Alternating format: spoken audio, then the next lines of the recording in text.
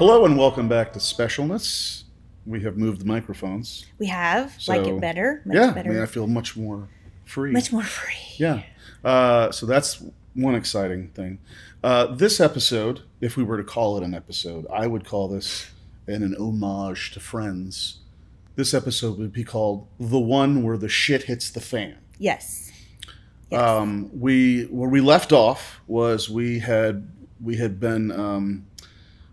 our occupational therapist for our son had said, maybe you should get a neuropsych eval, which was pretty exciting to hear. Right. It's always good when your 5-year-old is recommended for neuropsych. And she said that because we had been doing a year of OT, and certain things had gotten better. Certain things had gotten better. But she saw a lot of other behaviors that were not going to be falling under sensory issues and autism. Yeah. So we went and got a neuropsych eval. So I found she had recommended a great neuropsychologist. Yes, she was great. I take Cason and go meet her, and that in itself was an experience because he was all over her office. Yeah, about this time, we are definitely noticing that there is. I think we could have diagnosed him with an attention deficit disorder. Yes. He was all over the place. Yes, had more energy than you can even imagine. It was pretty exhausting. And she, as we're talking, she's in one chair, I'm in another. Cason's jumping all over the couch, trying to make her pictures fall off the wall, just being insane. And she's trying to keep track of them and take notes. And she's, oh my gosh, where is he? Where is he? And you're sitting in there the whole time. At this point, I'm sitting in there. And she says, well, what I'm going to do is do a quick basic ADHD test, attention test, right, for his age, because he's 5. And he's not supposed to have a great attention. Exactly, because he's 5. Right. And she goes, this is pretty easy. It's fun for him. I want him to sit here at the computer, and every time a ball pops up on the screen, I want him to hit the space bar. And that way, it's seeing how he's focusing. Right. And I'm like, okay, thinking to myself, this is going to be interesting to see what he does. And sure enough, in Cason form, that's what he did. Just repeatedly hitting the space bar.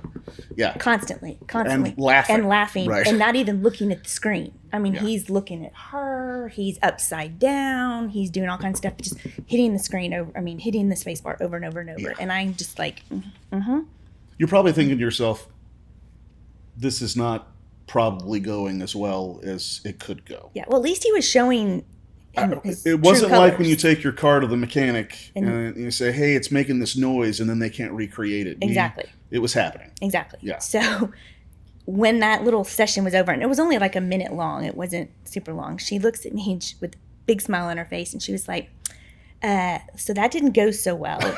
I couldn't really even score it because part of it, he's got to be looking at the screen and all that. And she goes, so what I'm going to have to do is I'm going to have to order a special cognitive neuropsych test, one for a 5-year-old, because she goes, it's pretty young to test 5-year-olds. And I'd just like to point out, remember, this neuropsych evaluation is not covered by insurance. Right. And now it's gotten more complicated, so it will cost a little bit more. Yes, because she's having to order a special test. Yeah.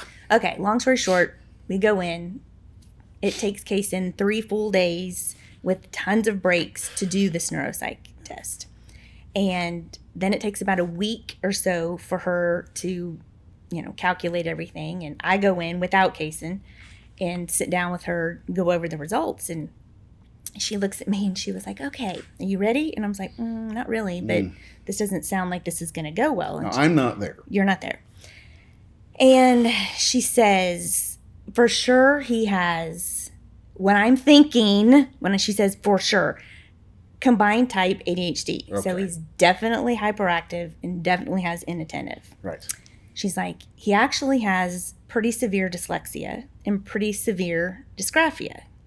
Okay. Which I was like, oh, that's interesting. But it kind of explains the struggle that he was having with writing and understanding letters and stuff, because he's 5 and he couldn't.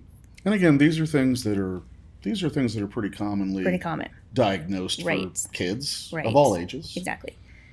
But then the shock was, I see that he's going to have pediatric onset bipolar 2.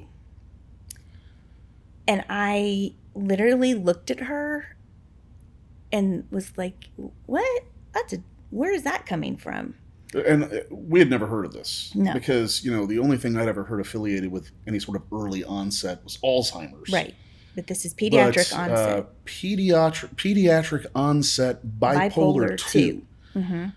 And, like anybody else who's never been really exposed to mental illness, you hear the words bipolar and you're definitely concerned, because when you don't have experience with it, you pretty much assume that means they're crazy. Right. And dangerous. And what does this mean? He's Right. 5. Yeah. He's 5. And she says, you need a really, really good psychiatrist, because this psychiatrist is going to have to figure out how much of Cason's problems, behaviors we're seeing outside of sensory, outside of the PDD, autism, PDD, NOS, sensory, right? all that stuff. How much of it is ADHD? How much of it's bipolar? And she said, I'm going to warn you right now, it's going to be very, very hard to find a child psychiatrist that will even acknowledge that a 5-year-old can be diagnosed or even have really tendencies of bipolar. And that's the first time it was the first time we'd been talking about it, but that was a bit, I found that a little weird, Yeah. because if she is saying that she feels that he has early onset bipolar 2, why wouldn't a psychiatrist agree with that diagnosis? And as we found out later, at the time, this is 2007, at the time, in general, psychiatrists either did not recognize or would not diagnose bipolar disorder for anyone under basically 18, maybe 16. You can get some, yeah, but but not it was 5. It was not 5. Not 5. Yeah, not at all. Preferably over 18. Would take it into consideration in late teen years, but Not at 5. this time, not 5. No. So, So we knew we were kind of in an uphill battle there. So she recommends this particular psychiatrist, who is extremely well known in the Dallas-Fort Worth area, written hundreds of books, big speaker, very well known. I'd heard of him before.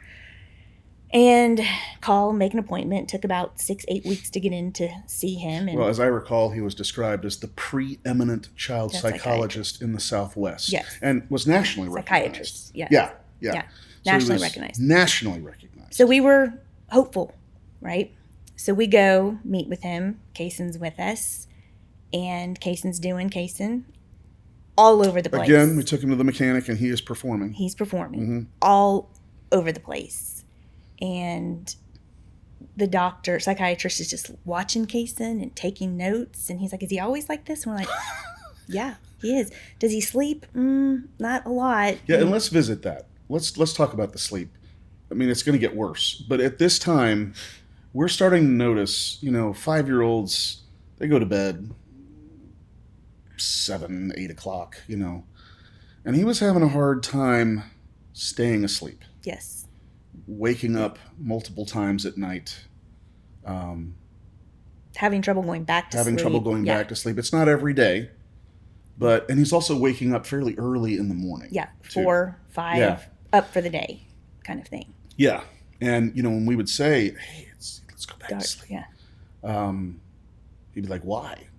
I'm not why tired. would we do that? And we'll get a little bit more into that when we start getting into some of the medicines we're taking. But yeah, we're starting to see some sleep problems. Well, and we talked about some of that in the first episode, the last episode, that we're seeing some of that and waking up at 11:30 going whatever, but it was kind of progressing. And we kept thinking, he's getting older, he should be wanting to sleep longer and all that kind of stuff. So anyways, first meeting with the psychiatrist, he was fascinated by Cason. and the energy. That's never a good sign. That's not a good sign. Especially when it's a preeminent psychiatrist. Yeah. The energy that Cason had, the nonstop movement that Cason had.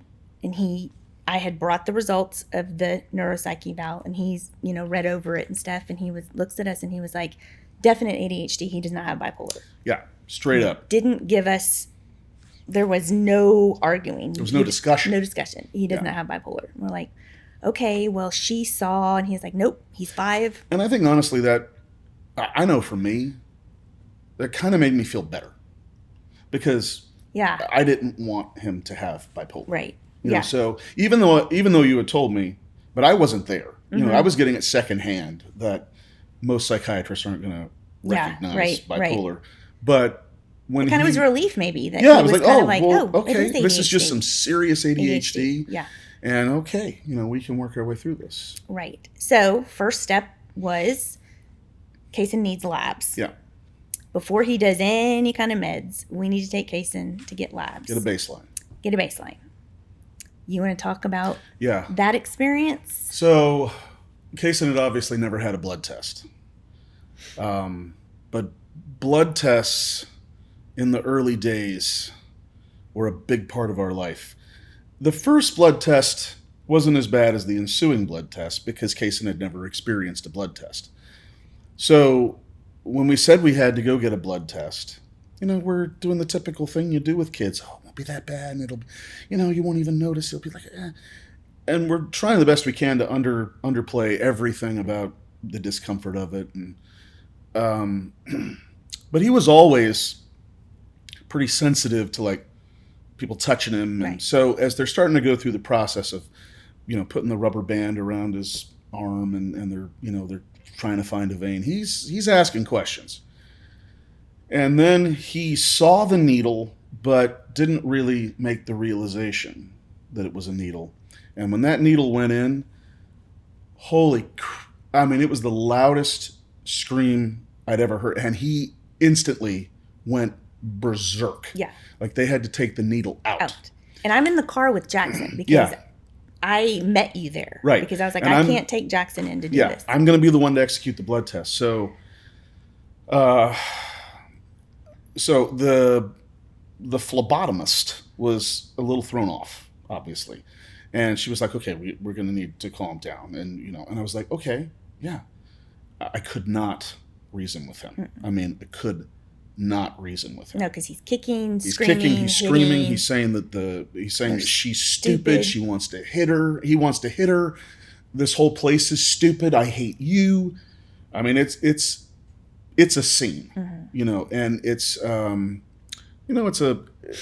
all they do is blood tests. So it's not like it's offices. It's these little carols, but so it's totally a wide open floor plan. Everyone can hear everything that's going on. Yeah, right. And he is losing it. And I'm trying to calm him down. This and every blood test for years to follow took a minimum of 2 hours to as many as 4. 4 hours to get a blood test done. And with multiple phlebotomists coming in to help hold him down. And holding him down, and bribery, and we'll take you to get a cookie or you want to Thomas a the Lego Train? Or so in addition to now paying for all these other things out of pocket, we're having to have these blood tests like a lot. They were weekly for a long time. Yeah. Years they were weekly as a result of some of the other medicine we had to get on. But when you're trying to find the baseline and you start medication, you get a baseline, but then you have to check it, and then you have to check it again, and you have to check it again before they kind of settle in. And of course, we're not starting with a dose that we're not going to change. The doses are changing. It was an ordeal. And we had talked earlier about how when trying to get him into the car seat. Right. And how exhausting that was, and how we'd be dripping with sweat by the time we're done. The blood test took it to a whole new level. You came out of Quest and you were sweating. Yeah. Shirt was untucked, like you'd been in battle. And I kept texting you. I'm like, what is taking so long? I'm like, I actually ended up taking Jackson to like McDonald's to have a snack. I'm just trying to, like, what are we doing here? And I just texted you back and said, this is going to be a while. Right. And luckily we didn't have to really explain that. You could only imagine what was going on. So, we managed to make it through that. And I remember that night, I said, oh my God, are we going to have to do this? We're going to have to do this every time, because it's not like this is going to get better. No. But based on the history we have with him, he's not going to become more tolerant of this anytime soon. No. And so that was an ordeal. That was just to get a baseline so we could start medication. Yes. And remember, the doctor has said he doesn't have bipolar. We're going to start him on some ADHD meds. Right. What he didn't tell us was that if he did have bipolar, was that ADHD meds would literally drive him insane. And make his behavior worse. Yeah. That was left out of the conversation. And, I don't know if he left that out because he didn't want to freak us out, or because he genuinely didn't believe he had BP, or he just didn't tell us. But right. So he started him on Adderall. Yeah, which is a common ADHD medicine. Adderall, and then he added something called Rosarum for sleep. And the Rosarum helped a little bit. Yeah. The Adderall made Cason crazy. The energy level, we thought it was bad before, was through the roof, and his irritability was through the roof. So yeah, now it went from being kind of just silly, like, oh, this kid's crazy, to, oh boy. Yeah. I mean, because I think it's pretty accurate to say he was not, moody is a great way to put it. And of course that's bipolar, but he was all over the place. Emotionally. Right. Yeah. And at this point, we were seeing this doctor, psychiatrist, probably every 2 weeks or so, because again, when you start meds, you don't start on a high dose, you start low and you work your way up. And so it's trial and error. Trial and error. And so he would have us chart his behavior and what dose med are you taking? What's the time of, so I mean, every day I'm like, okay, this is what happened. And this is at 3:00. He was doing this or whatever. So after probably about 3 weeks or so on the Adderall, he was like, no, that medicine's not going to work. Let's try a different ADHD med. So we went to Daytrana, which is the patch, and still on the Rosarum for sleep. Daytrana was worse than the Adderall. Yeah. And so, and anyone whose kids are taking a lot of meds is going to be able to relate to this, but they come in all forms. Adderall was an oral pill. Now the Daytrana was a patch. And he didn't take oral pills, so we had to put it in yogurt. We had to put it in yogurt and kind of trick him like a dog trying to give him an antibiotic. The thing about the patch was, what did they say? First of all, just put it on his shoulder. It really doesn't matter where you put it. Well, if he could get to it, he was taking it off. He would take it off. And it was causing, irritation. And he didn't like being touched, so he didn't like us putting on it. He didn't like us taking it off. He didn't like anything about it. No. But it also made his behavior worse. Right. So off that medicine we went, and he put him on another ADHD. And how long was he on Daytrana? Not 2 weeks? Maybe. Yeah. So we went through. Well, but the best part is you have to buy a month's worth of all these things. Right. So we're paying full price. Because our insurance at the time did not cover ADHD meds. Right. Yeah. Right. So we're paying full price for all that. And Daytrana was a non-generic. I mean, it was legit pharma product. Right. So we were paying lots of money for that, and didn't get to use it very much. Right. So that was after a couple weeks. Go back to see him, and we're like, not working. He's like, okay, let's try this medicine. Let's try this one, and they're all ADHD family. I mean, all in the same ADHD family of meds. And then he tries. You want to try naming some of them? Do you know? That'll take too long. Okay. But then he goes, let's try a non-stimulant, Strattera, which is an ADHD meds, but it's a non-stimulant. I'm like, okay, maybe this one will work. Because the last thing he needs to be is stimulated. Right. Well, that doesn't work either. No. And I go back and see him. What was that one? That was just a pill. A pill. Yeah, Mm-hmm. Okay. And I take Cason in, and I'm like, okay, this is like number 8 ADHD med or whatever. This isn't working. What are we going to do? And he was like, okay, go back and get more labs, which we'd already done in this couple months. We've already done probably 5 or so. And we're probably doing a blood test every Never more than 2 weeks apart. Sometimes 1 week apart. No. And thankfully we did, we tried the lidocaine cream, but that even putting the lidocaine cream on, it wasn't until The buzzy? the buzzy. Yes, Yes. the buzzy. Yes, that the nice phlebotomist really felt sorry for him and found this buzzy thing, and it was a cold thing that vibrated up here on his arm. And it was a bee. And it was like a bee. Yeah, and it would help pretend to be, not a real bee because he hates bugs. That would have freaked him out. Right, let's not talk. We'll talk about bugs later. But that did help a little. Maybe cut it down. Instead of taking 4 hours, it might take 2.5 hours for a blood test. But then the doctor says, you know what? Before we do anything else, he needs to go have a brain MRI. Yeah.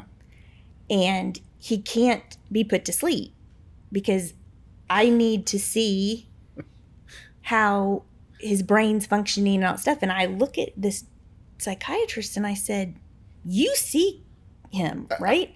I remember I wanted to say, remember, you're the preeminent psychologist. Right. I have a theater degree and I can see this and I can tell you if he's not asleep, I don't know how he's going to get in a tube that's making a bunch of racket. No, I mean, and not move and be still. Yeah. And he was like, look, I have so many of my kids that I need to do this.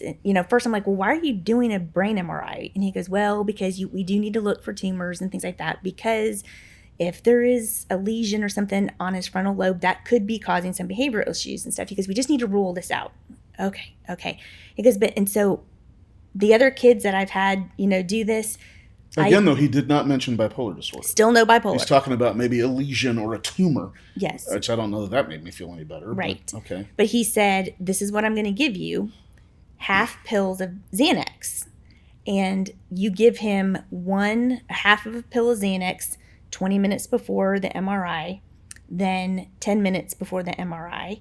And so that's a full pill of Xanax. He should be much, much calmer. And then right before the MRI, have the tech or whatever, give him another half pill. If needed, give him another one. And we're like, okay. And he goes, he will be so relaxed and calm that you'll be able to get this done. And I remember asking him, because I had my doubts, I said, well, how many are you going to give us? Because you're saying you're going to give us 4 half pills.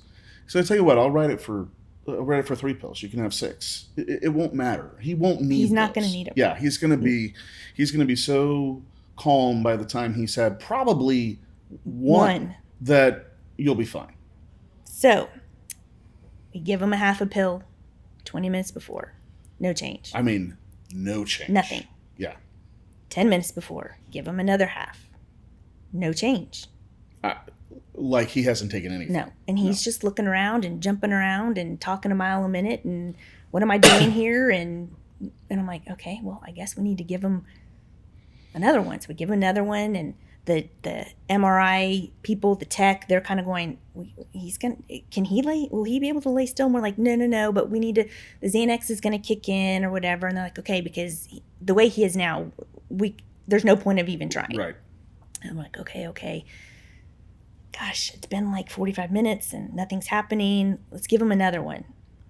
Nothing. So he... And I remember that we hadn't even really talked to him about what he was going to do. So he wasn't even that worked up or worried about what he was going to have to do. All we had told him is that we were going in for a test that was not a blood test. Yes. Right. And that it wasn't going to hurt. Right. And he was just going to have to lay there. Uh-huh. So... and listen to music. And listen to music. And so this wasn't like he was having, what Xanax is for. He wasn't having anxiety about having to have this test done. Yeah. It literally just wasn't doing anything. Nothing whatsoever. And I think so we'd given him kind of the max, kind of what he told us he could have. So I called his office and I said, it's been like an hour and 15 minutes and we've given him all this Xanax and nothing's happening. And the nurse was like, well, that's weird. Let me talk to the doctor and I'll, call you right back. And sure, she calls me back and she was like, well, that is odd. He just said that's odd. Maybe we'll try something else later. We'll probably end up having to sedate him, but y'all just go home because this isn't going to work. So I'm like, okay. So we go see him again for another appointment, and we end up having to sedate him for an MRI. He did not have any lesions or tumors. His brain was fine. However, we go in and he walks in, the doctor walks in, and Cason's doing his thing. And you say to him, we gave him what you told. Well, he said, so the Xanax didn't help? And I said, we have half of a pill left. It didn't, I mean, there was no noticeable difference. And there was this pause. And he was an older guy. You know, he was probably in his late 60s. And I remember he had this this little notebook. It was like this leather wallet almost, where he made his little notes, and his nurse would be over in the corner. And he just paused, and he was watching Cason. He's just watching him go back and forth for about 5 or 6 seconds. And he doesn't look at me to respond. He just goes, amazing. Just like he was like at Area 51 watching an alien and just had never seen anything like this before. The fact that the Xanax did absolutely nothing for it, didn't fade, and the fact that he didn't even sleep good that night. Like, no, it's you would think it would have knocked him out. There was no residual effect. Nothing. It was like he'd never done anything. It was like he took placebo. Yeah. It was the craziest thing. It was like he took placebo. It was like it was not a drug. Right. So MRI was fine.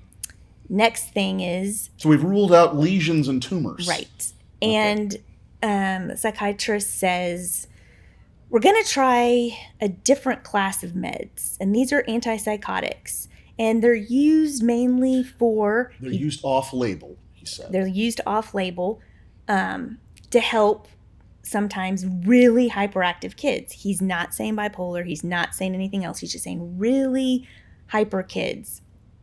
But we've done all the blood tests, we've done the MRI, and we're going to start with one called Geodon. And like I've said before, you start on a low dose, you carefully watch him because there's different side effects. We're like, okay, we're ready. So Cason was on the... So he's told us we're going to take an antipsychotic. Correct. Which you would prescribe someone with bipolar. But he's being very clear that he does not think it's bipolar. Right. That we're using this, and this is the first of many drugs we're going to be told about that we're going to use off-label to treat something other than what the drug was originally designed for. Yes. In this case, we're treating ADHD with an antipsychotic. Right. Little did we all know that we were taking the right drug. We just didn't want to admit it. Right. So Cason was on the Geodon for about 2 weeks, and we were in the car. Well, before we get into the car, how did we feel about Geodon? For the 2 weeks he was on it, we saw... I mean, it was better than the ADHD meds, way better than the ADHD meds, for sure. He needed a lot more. Right. We could, and I think there was probably some silver linings we were trying to find. I think, as I recall, we both said, oh, this is definitely better. And I think by then you had done some of your own research. Yeah. And you were like, yeah, these ADHD, that's the problem. Yeah. If he has bipolar, this is the problem. Right. So we were excited. We didn't argue with him about it not being BP. You know, we were finally going to get something that in your introductory studies to your own MD in psychology that you earned at home on your own time, we were going to try something that we thought would actually maybe make an effect. And it felt like we could see a little bit. We could see moments, and so we felt encouraged. Yeah, right. We did. Maybe this was the right direction to go. Right. So about 2 weeks in on the Geodon, we were in the car, all four of us. We were piled into the minivan, and we were on our way. I think we were on our way to just get dinner. I think we were to pick up dinner. And he was in the seat behind you. Mm-hmm. I was driving. And all of a sudden, he started making a weird noise. And I could see him, but you couldn't because he was behind you. And I said, buddy, are you okay? And he just went, And he kind of fell out of his leaned forward. And he was making the weird sound. And we both were like, oh my gosh, he's choking. I thought he was choking. Yeah, so you pulled over. I pulled into a parking lot and I jump out and I go over, I pull the door open and I'm looking at him, and he looks like I mean, the only way I can describe it is it looked like he was having a stroke. Yeah. He had His gone. tongue was, Dan, I can't even do it. It was doing weird, and his jaw was weird. And looking at, we realized he wasn't choking. Well, because the gummy bears were like falling out of his his mouth. Half chewed. Yeah. And then it hit me that I remembered our doctor telling us. Very rare so situations. never happens. Especially on the low dose he's on. This is the smallest dose. Yeah. But he did tell us to always carry liquid Benadryl with us. Just in case. You won't need it. So I have the liquid Benadryl. But it popped in my head and I was like, he's having a dystonic reaction. Dystonic reaction. Yes. We've got to get the Benadryl out. So liquid Benadryl, shove it in his mouth, put his head back. Pull him back so he swallows it. Try to get him to swallow. So let me read you the definition of a dystonic reaction because I can't. This is the official definition. The official definition. It is a condition that causes involuntary muscle contractions in the face, neck, throat with an inability to retract the tongue or open your jaw. Now. That sounds about what I saw. Yes. That is a rare side effect to antipsychotic drugs. And again, Cason's on a very low dose. He's on the lowest dose you could be on. And that was his reaction. Yeah. So we give him the Benadryl. Our instruction had been, if this ever happens, which it's not going to, don't stress about it. It's all good. Give him the Benadryl. Wait 2 minutes, 3 minutes. See if he starts reacting to anything. If not, give him another dose. If not, go to the ER.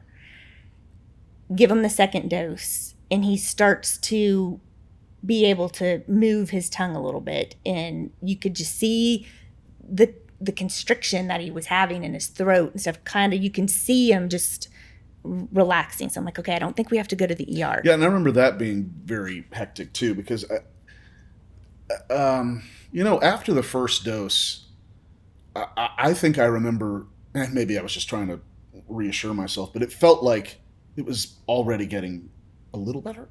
But, I remember we were like, well, let's just do the second dose. Let's not take any chances. And I remember, and I'm sure so many people can relate to this if they've been a part of a dystonic reaction, is that you go through this panic about, okay, I know I'm going to give them one dose and we're going to see what happens. If it's not happening, go with a second dose. And if that doesn't happen, go to the ER. And that all sounds real straightforward until you're in it. In the moment, yeah. And like I said, I feel like it was, I will never know because we did the second dose. It seemed like he was getting a little better, but it wasn't happening very quickly. Right. And that's one of those minor details that no one tells you about. Right. How do you know if the first dose is working? Right. And I think that this is one of so many first-time experiences we will have over the next several years of feeling like we're on an island and we're having to make these life or death decisions with no help. Right. And again, this is on a Friday night. That becomes a running gag. It's always on a Friday night. Or Saturday for Cason. Always. So we make the decision, okay, he's getting better. He's loosening up. I'm going to call the doctor's after hours number, the emergency line. He calls me right back. And he says, okay, is Cason doing this? I'm like, yes, he's starting to do that. He's like, okay, you don't need to go to the ER, but when you get home, I want you to give him another dose of the Benadryl.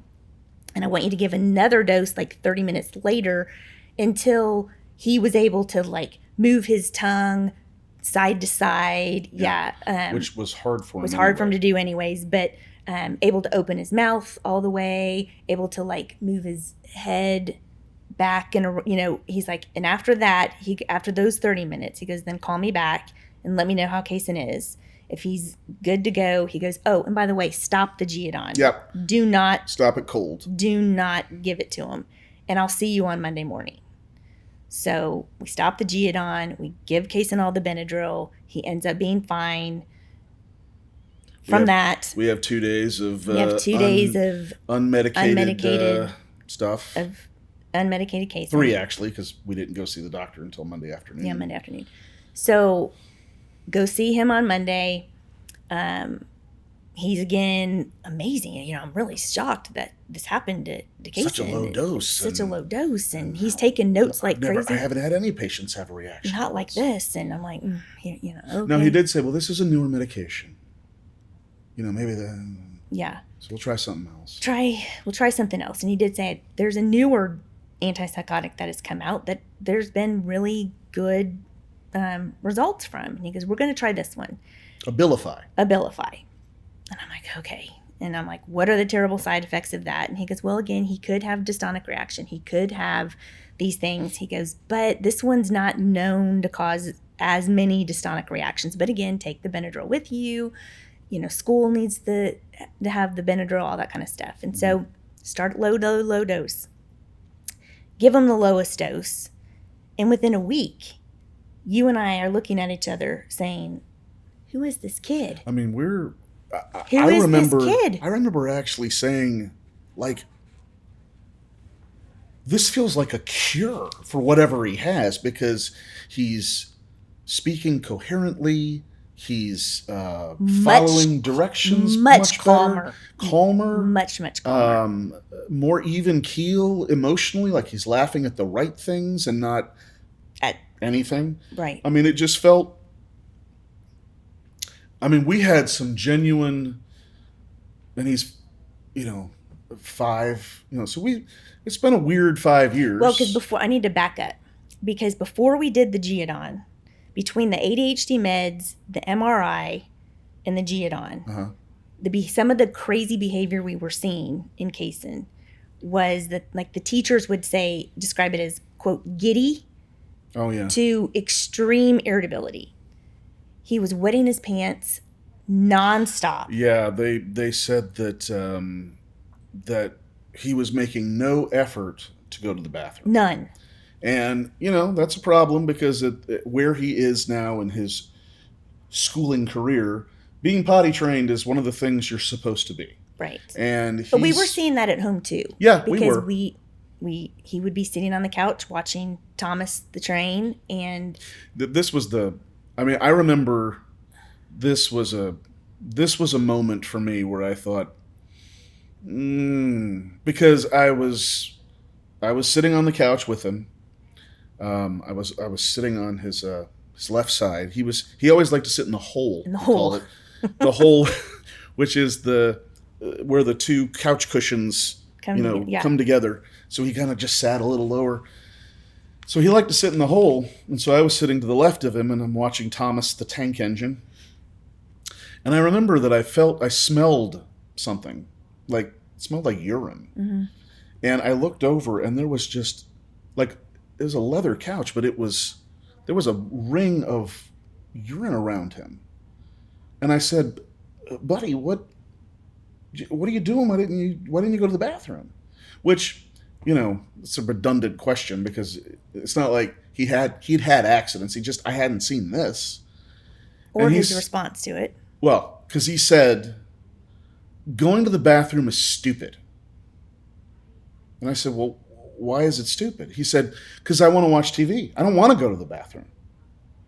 And I remember I'm trying to reason with this 5-year-old. Yeah, but we can pause it. You can go. You don't have to go to the bathroom right here. And I think it was having an argument with a 5-year-old about peeing on a couch. It sounds like something out of a sitcom. The thing that struck me as more odd was that if I hadn't said anything to him, he wouldn't have even mentioned it. It wouldn't have fazed him. It didn't bother him at all No. to be sitting in his own urine. No. And that's not normal. No, it's not. That's not normal. So those were some of the behaviors we were seeing, saying ADHD meds, go to Geodon, now we're on Abilify, and we're seeing improvement. Less accidents, less up and down mood. I mean, I think we even got to the point where he wasn't having accidents. Yeah, so much better. Yeah. So over probably 2 to 3 months, probably 3 months or so, we were slowly increasing the Abilify. And the more we increased it, the more we saw a glimpse of a child we had never really seen. No. And for the first time in our lives, I think we're finally starting to do some social things, that we had we just never felt comfortable doing, Right. which I know everyone with special needs kid can relate to.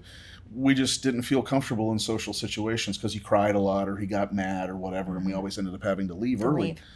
But we were actually going some places. Everybody noticed. Yeah. OT noticed. The Yeah. schools, like, what did you give him? What is going on? So that honeymoon lasted about, like I said, 2 to 3 months until one day he woke up doing nonstop facial movements, blinking. I can't even explain it to you, how bad it was. And it was like someone had flipped a switch and he just couldn't stop moving his face. And he was aware of it. Very aware of it. It was bothering him. He was asking, why are my eyes doing this? I feel weird. And, I think we gave him a dose of Benadryl, hoping that maybe... Oh, is this a dysonic reaction? Yeah, we just thought, maybe that'll help. Yeah. And we took him to school, and it just didn't get any better. It got worse. And he was really frustrated. Now, what is different about the frustrated that he was because of this reaction he was having versus when he wasn't taking medicine was he was genuinely frustrated, like it was sad. Yeah. He wasn't frustrated like he was angry and violent. He was really frustrated. You know, he was crying out of frustration. And he was genuinely trying to function. Right. Like at school and stuff. He couldn't. And I felt so bad for him. So I call the doctor. Again, I'm constantly calling them, emailing them, having conversations because it's always something with Cason. And he's like, he's having a reaction to the Abilify. And we love Abilify. Love Abilify. And I remember we were trying to negotiate. Like, could we cut the dose back? And they basically said, if he keeps doing it, this could be permanent. Right. At this dose that he's on. Right. Yeah, you can't do it. Now, back up a little bit in the sense that Cason, for several years leading up to this, he had some weird movements, like repetitive movements that he would do. He did this weird, like, shoulder shrug. He'd kind of jerk his arm some. Sometimes he would do this weird thing. Remember, he'd, like, pop his hip, move his hip and stuff. And the pediatrician was like, a lot of kids have tics and different movements. He'll outgrow it. He never really outgrew it, but that was the least of our concerns of his little movements compared to everything honestly, else. no one was really saying much about it. No. So when he started ticking really bad and his eyes were going crazy, the doctor says, psychiatrist was like, so I think he's having the reaction to the Abilify, but I also want to say he might have Tourette's and that this has kind of triggered the Tourette's. To which, of course, I said, I thought Tourette's is where you yelled curse words and stuff like that. Yeah, because you're like... And they explained, no, it can just be movements, Right. So now we get another diagnosis. So he puts him on a blood pressure medicine that is to help counteract the tics. And this is our first experience with that. Yes. Where we're taking one drug that works and now we're going to take another drug to offset some side effect of the drug we're taking. Yes. Little do we know that this is about to become part of a cocktail that is a regular thing for us. Where we're taking meds to prevent other meds from doing other things. Yeah. Right. But this was the first one. So, but he did make us lower the Abilify a little bit. And he was like, give it a week, give it 2 weeks. I want to see him. Let's see if the tics start going down with this added blood pressure medicine. Let's see how he's doing. And the tics really weren't getting much better. We wanted them to be. We tried to say they were, but they were not. They weren't. But because every time I take Cason in, he even saw the difference in Cason. He saw that he was so much calmer and everything. And as we start lowering the Abilify, Cason's behavior starts ramping back up. And we're not happy about that at all. No. And he's not happy. The doctor's not happy about it either. And that's when he tells us, he goes, he does not have ADHD. He has pediatric onset bipolar 2. And we're like, well, I think we kind of figured that out. But he technically, this was the this is now being billed to insurance. This is his diagnosis, not ADHD. I remember also about that. That's That was the only time in a very long part of Cason's life. Much later, many years later, we finally found a cocktail that kind of smoothed things out. But this was really the only time in his first, I don't know, at least 10 years, maybe probably longer than that, where we had this period of sanctuary, where we felt like semi-normal parents with a semi-normal kid who just had issues that all kids have. Right. And we had enough of a taste of it to know, boy, we sure don't want to give this up. Right. And I remember being told that he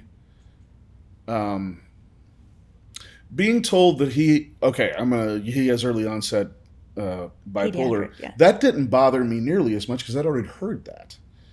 As we got to stop taking Abilify. We're going to have to try something else. Right.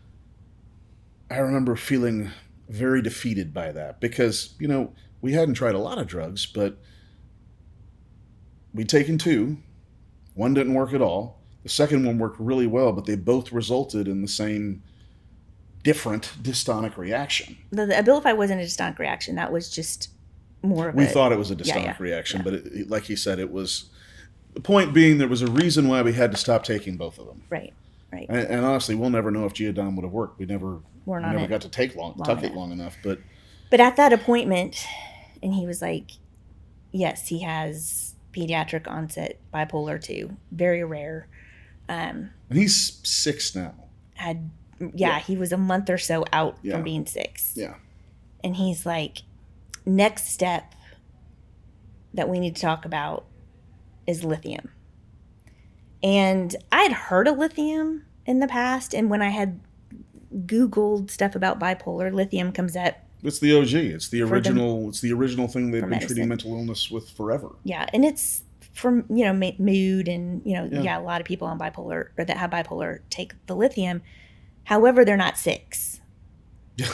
There's the problem, and he gives us the list of side effects, and that here's the problem. He said, Cason's young.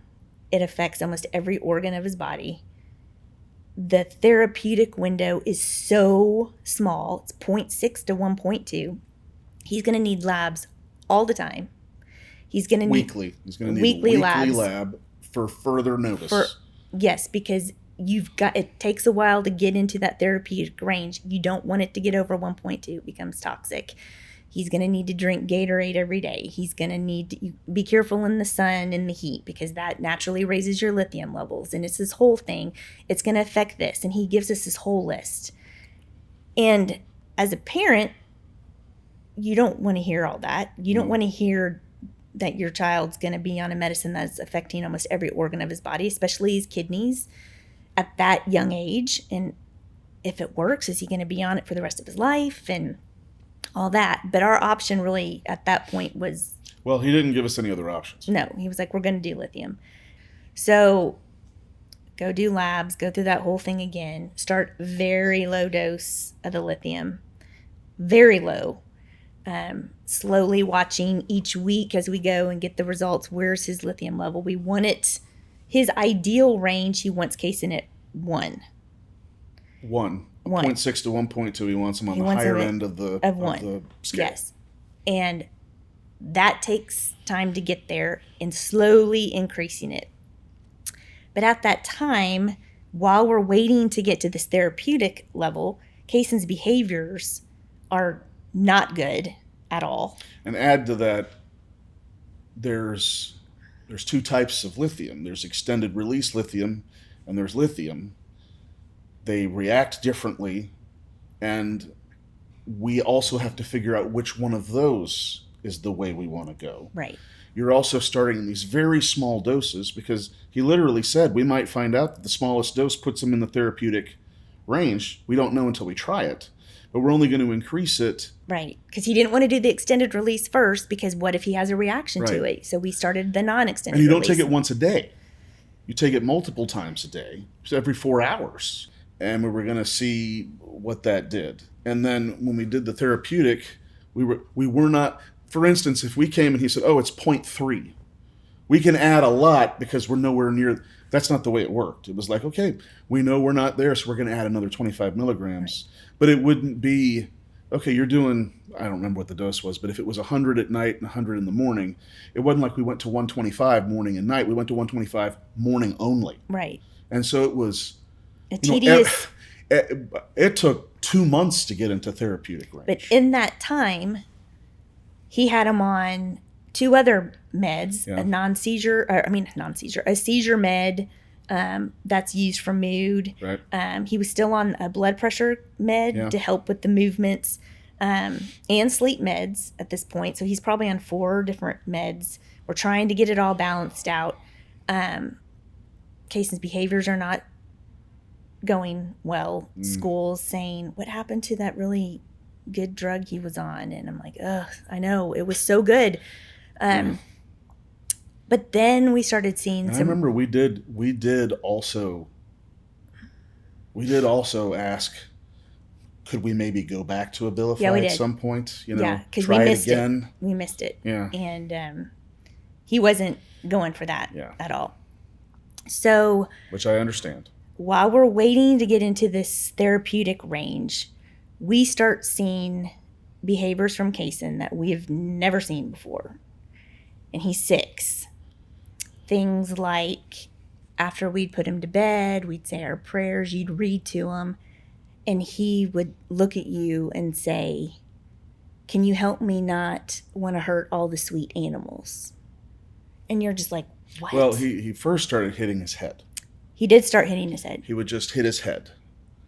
And it was, I want to say subtle. I don't know that he was capable of trying to do it without me noticing it. Yeah, right. But he wasn't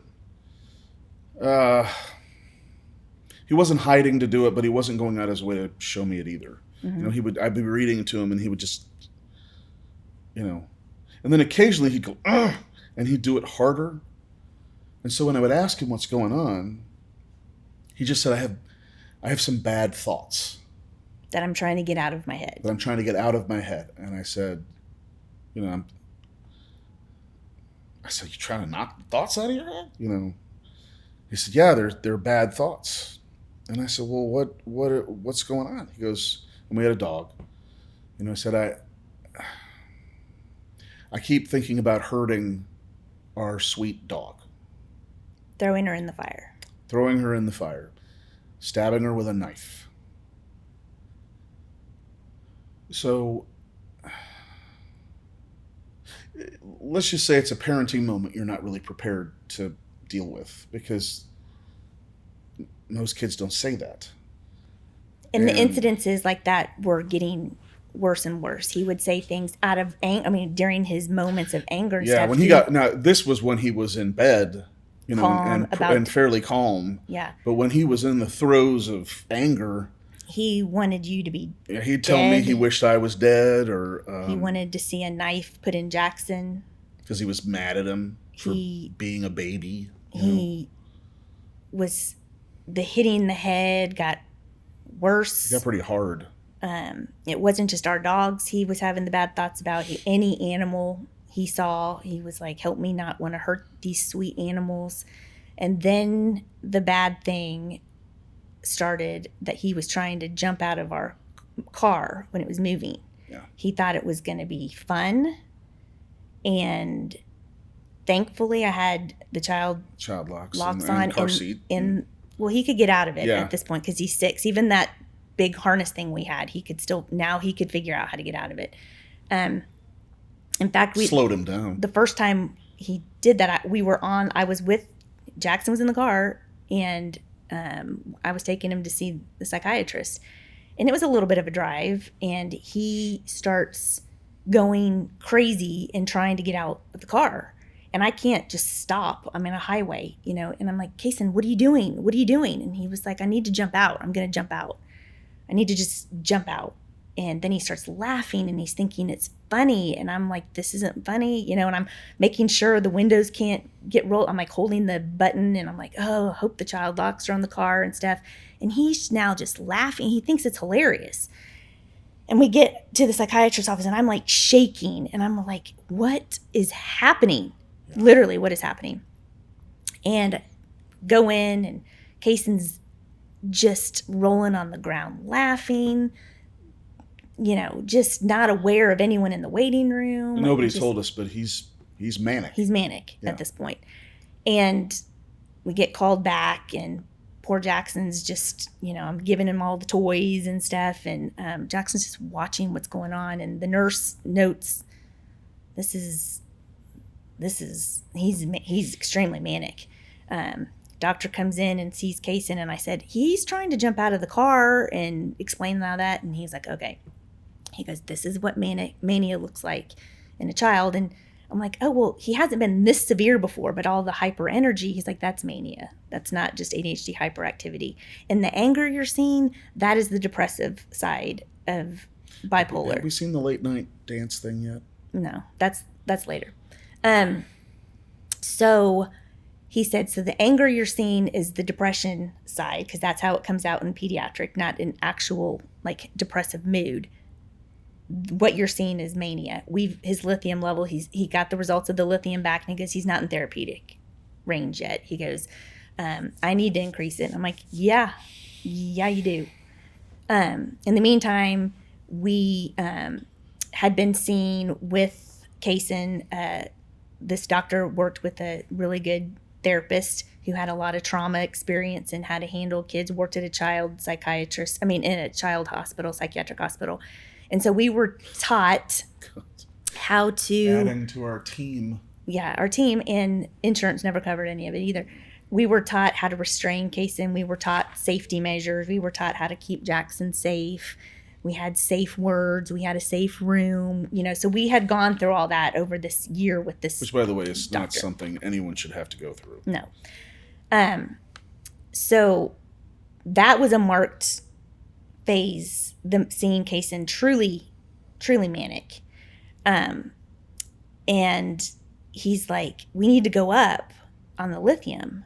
I'm like, okay. So he goes up a little bit on the lithium. He goes, I don't feel super comfortable going much higher than this. So hopefully this is going to be good. And he goes, see you in 2 weeks. So I'm like, okay, here we go. So I go back home. Cason's the same in the car on the way home, on and on and on. Same old. And then it's the end of August, 2008. And school's just started up again. School's pretty much just started up, and he's at a special needs school, thankfully. Very helpful. Yeah, we'd already covered that. And I'm still charting behaviors. I'm still charting what meds he's on to help keep track, kind of to see, okay, wait, he did better on this at this dose, whatever. And last appointment, he had increased it a little bit. Not feeling super comfortable with going any higher, and he's telling us, let's just hope and pray that Cason can start adjusting to this level dose of lithium and the other meds, and we'll go. Was from he there. Therapeutic yet? I think he was low dose, low level therapeutic. He wasn't a 1 though, like he wasn't at wanted 1. him to be. No, he was probably like 0.6 or something, and so I'm charting everything.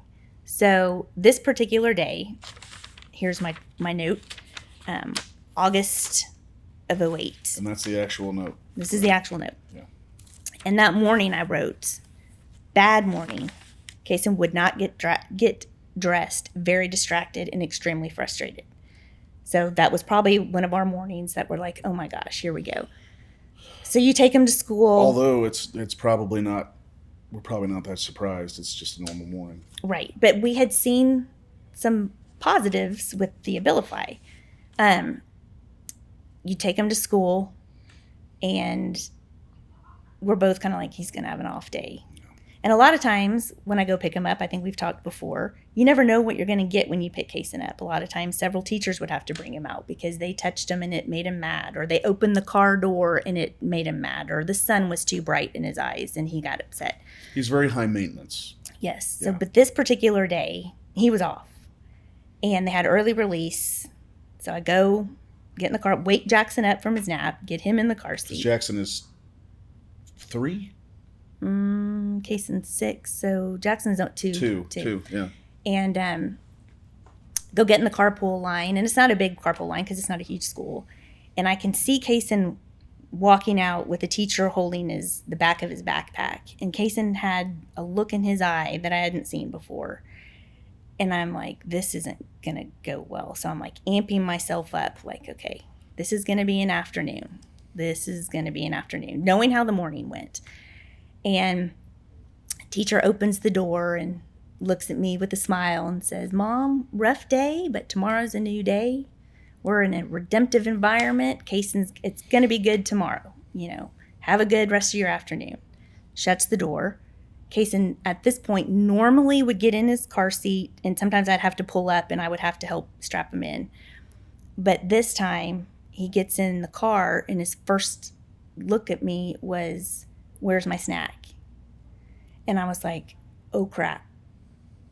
I forgot a snack because it was early release, and I'm thinking, we're 2 hours early. He won't need a snack. He won't need a snack. We don't live that far from the school. Yeah, we literally lived 7 minutes from the school. And I was like, oh, it's not that big of a deal. That was a mistake. And Cason became unhinged in a way I've never seen him, where... This is what we refer to as the incident. The incident. Where later I'm charting, and I say... Got in the car from school, and Cason literally freaked out because I did not have his snack. He hit me, kicked me, scratched me, screamed at me, hit Jackson, pulled my hair, said he hated me, I was stupid, I'm the worst mom in the world. And I'm like, Jackson's sitting behind me. I'm trying to drive. Mm-hmm. I'm trying to hold Cason back. The child locks are on. He's yanking my hair so hard from under the seat that I swear I was going bald. He's hitting Jackson. Jackson's now screaming. I'm trying to protect Jackson. Cason's scratching my face. Cason's telling me all these horrible things. And in this moment, I'm like, I wanted to be a mom. And this is not it. Yeah. My 6-year-old is attacking me. Yeah. And he's attacking his brother. And I can't do this. I can't keep him safe. I can't keep Jackson safe. So I'm like, okay, I've got to get home and get Jackson in the safe room. And which is our bedroom. Yeah. And lock the door. And call you and say, you've got to come home. Yeah, so I was here. Yeah, in this office. Well, not in this office, but in this building. Yeah. And, it was in the middle of it was just a normal work day. And, my cell phone rings, I see it's you, and I answer the phone. And, I mean, you were trying to stay calm, but you were like you are now. You were definitely shaking. And I could hear Cason banging on the door, and I could hear he was very loud, and he was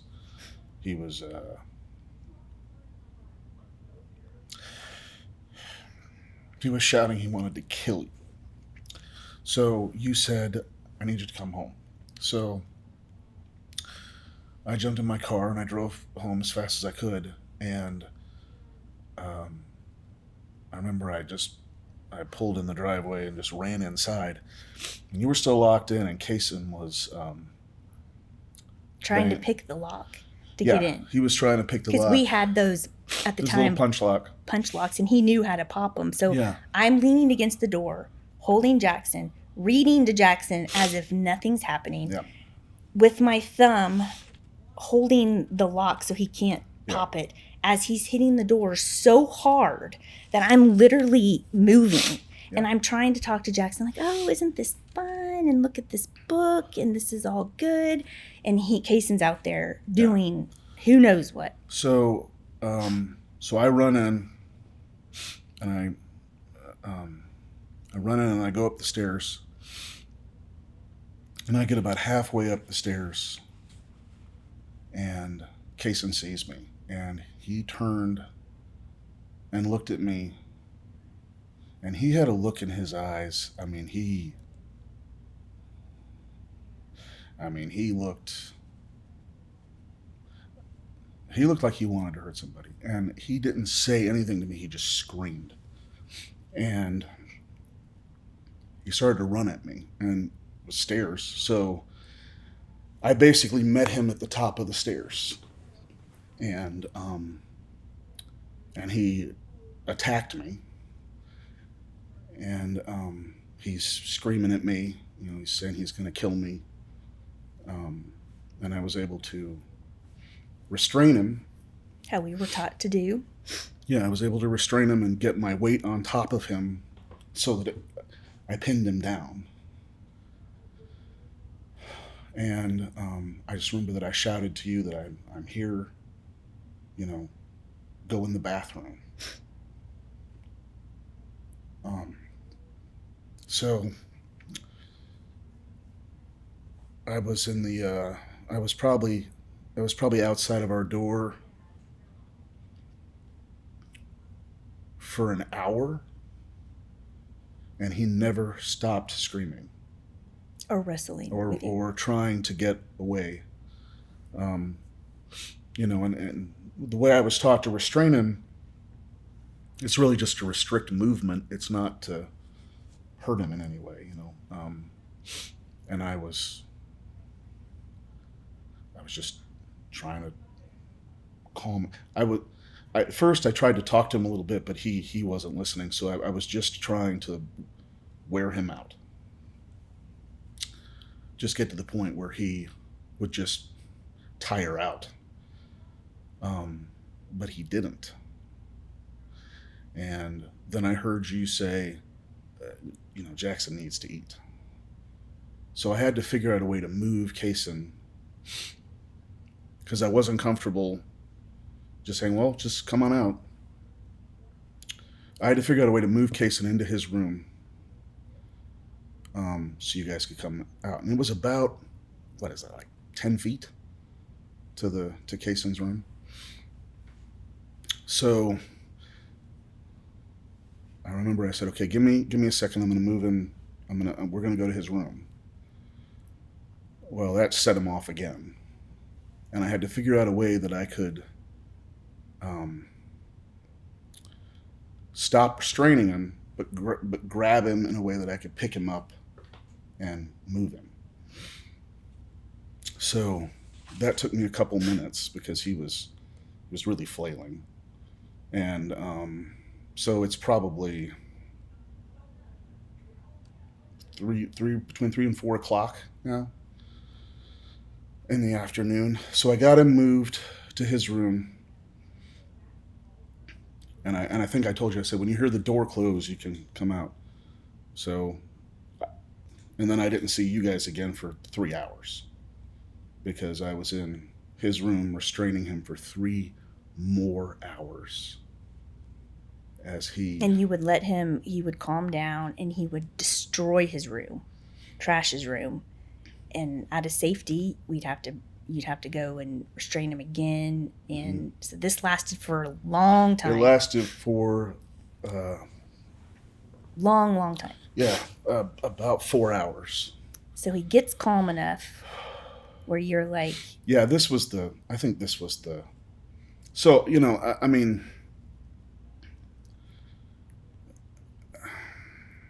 I'm pretty tired at this point. I'm certainly emotionally drained. Nothing like this had ever happened. And we've had some weird stuff. He's 6, and we've heard that he's bipolar. And I remember I kept thinking, the first time I heard bipolar, and I thought, oh man, bipolar, that's dangerous. People with bipolar are dangerous. Which of course I've come now to realize that with proper medication, they're not. But I was still on my learning journey about that. And at the time, we had heard that a year earlier, and I had kind of come to think to myself, okay, it's going to be okay. But when this happened, I literally thought, I mean, is this the way it's going to be from now on? Do I have to? How do I leave the house? You know, do I have to protect my family from a 6-year-old child who says that he wants to kill me and kill my wife and kill my other son? And so what I had done was when he would calm down enough, I would get off of him and I'd say, "Are are you okay?" And he'd say, "Yeah, I'm okay." And I would lean back against the door because I wasn't going to let him out. I would just lean back against the door, and then he would trash the room or calm down or play or whatever. He was manic, Yeah. so he's just going kind of all over the place. And I remember I was leaning against the door just like this. I mean, I don't know why I felt like I was okay to lean back and just kind of close my eyes for a second, just take an exhale. And he said, "Daddy," he kind of startled me, and I looked up, and he was holding this children's Bible. I'm gonna try and get through this as fast as I can. He was holding this children's Bible, and he said,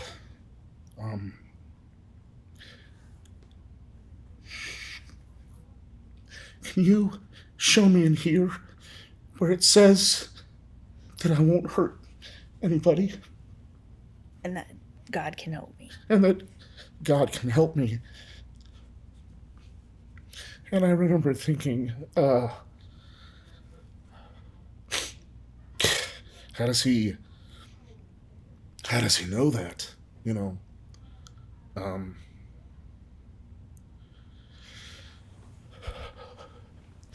of course, this was a children's Bible. This is And he can't read. He can't read. It's 20 pages long. It's pictures. It's not the Bible. So even if I wanted to, it's not like I could say, "Oh, well, here, let's turn to this chapter." I just said,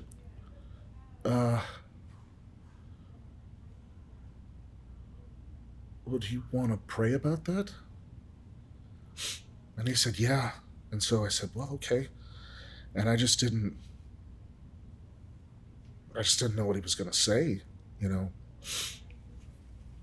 And so, the school he went to, they had chapel. So he's always had this, and we're not, I mean, we're Christians, but we're not like, it's not like we go to church 5 times a week or something But like that. at this point, we had been kicked out of church. Yeah, we had been kicked out of church. Yeah, we were actually going through a pretty rough time where we didn't have a church at the time. We weren't going to church because they couldn't handle them in the nursery. And there was no special and their needs. response was, "Well, hey, why don't you start a special needs class?" That's another story. So,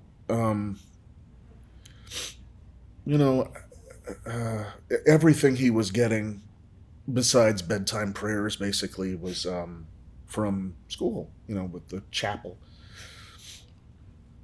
And so he sat down, and it was like the eye of a hurricane, because he had been Cat 5 for 4 hours, and I was sitting like this, and he just sat down between my legs and just leaned back, and he put his hand on this children's Bible, and he just said this really short prayer. He just said,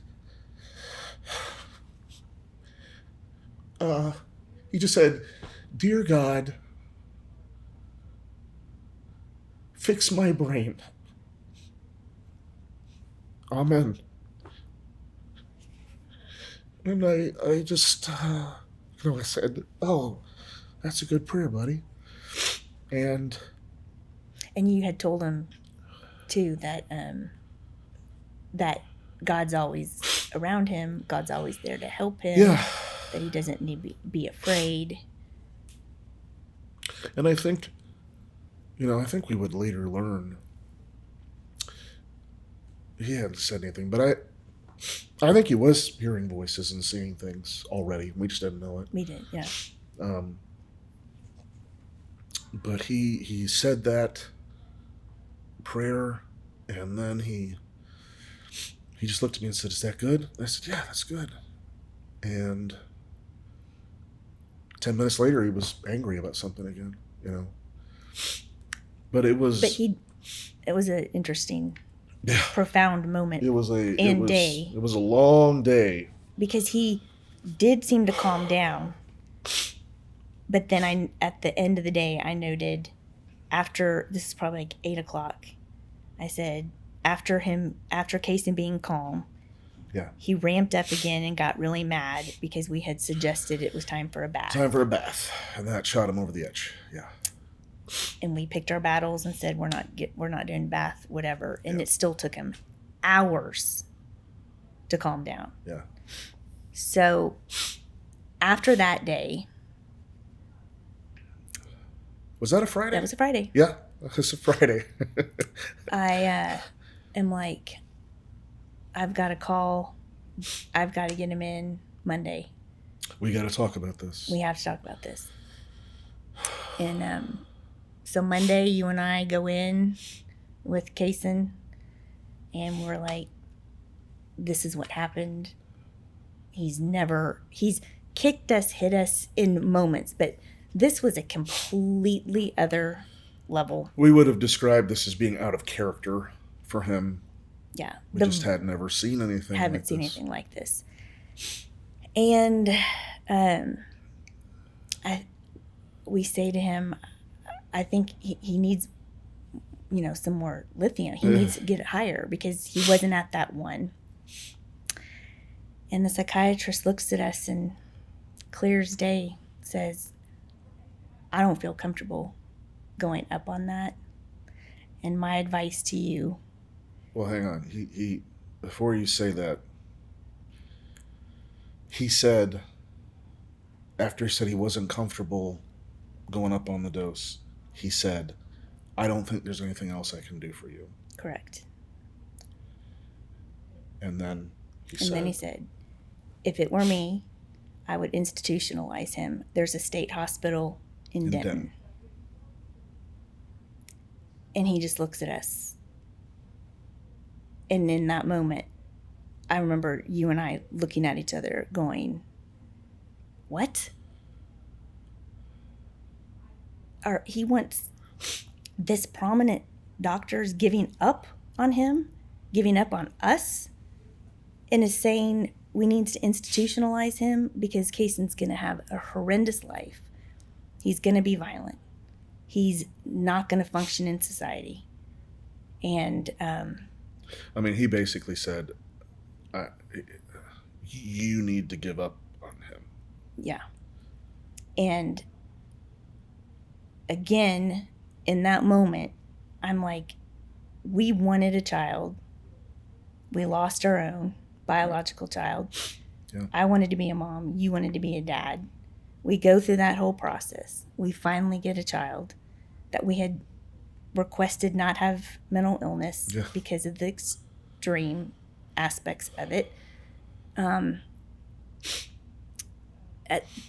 he's 6 months old, we go finalize his adoption down in San Antonio. And part of that process, you're in front of a judge, and the judge literally asks us, are you taking on this responsibility of taking care of this child? Of course, we said yes. Yeah. And she says, is there anything that you can think of that would come up in his life where you would not want to parent him anymore? And we're like, no, like he's our son. Yeah. And she said, ask us a couple more questions like that. And then she was like, I just have to ask you, these are the typical questions, and you're not going to abandon him. You're not going to do this. You've proven in those 6 months that you're going to be a good parent and everything. Yeah. And so when this doctor tells us we need to give up on him and institutionalize him, I was like, And I don't remember anything after that. I don't remember what he said after that. I don't remember what I said. I don't really remember leaving his office either. I think we were both just like... Yeah. I mean, I just remember... It was the culmination of a really rough year, where we had seen these things get progressively worse. We would try to go to church for 1 hour a week, and we were told we couldn't do that. So we were getting through this, and we spending all this money on therapy and trying to find things out, and we go see the best doctor available. And not even a year later, he's telling us to institutionalize our 6-year-old. It was a huge gut punch. So that was year 5. That was year 5. We'll end it there. So join us next time on Specialness as we continue our story. Thanks for joining us.